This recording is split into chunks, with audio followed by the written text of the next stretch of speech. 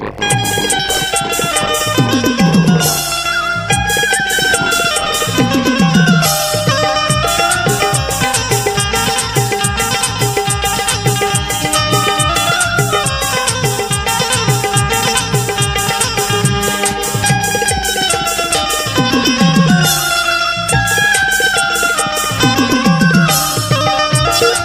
आप सुन रहे हैं डीजे विकास मार्को का मिक्स किया हुआ गाना।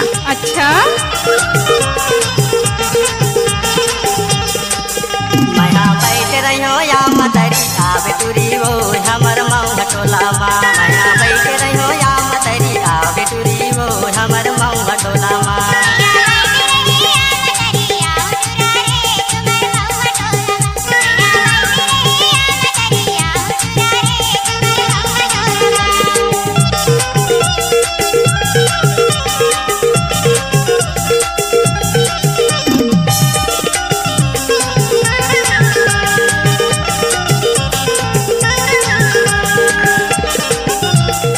आप सुन रहे हैं डीजे विकास मार्को का मिक्स किया हुआ गाना। अच्छा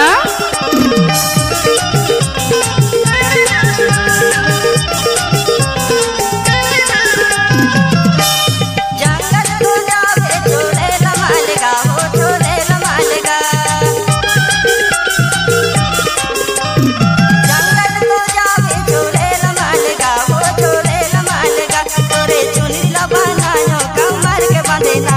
मैया बैठ रही हो मैया बैठ रही हो या मतरी आवे टूरी वो हमर मऊ घटोला माँ। मैया बैठ रही हो या मतरी आवे टूरी वो हमर मऊ घटोला माँ। डीजे पिंटू यादव।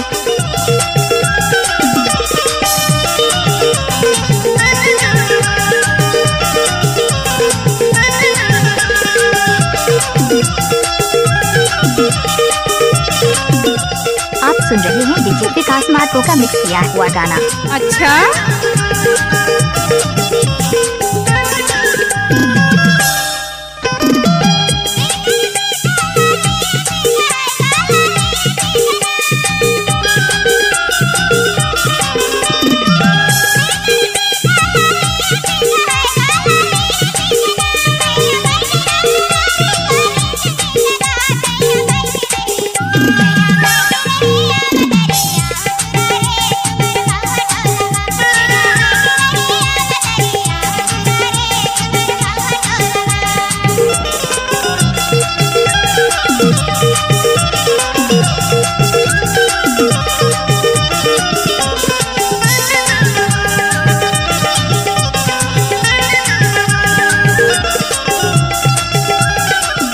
आप सुन रहे हैं डीजे विकास मार्को का मिक्स किया हुआ गाना।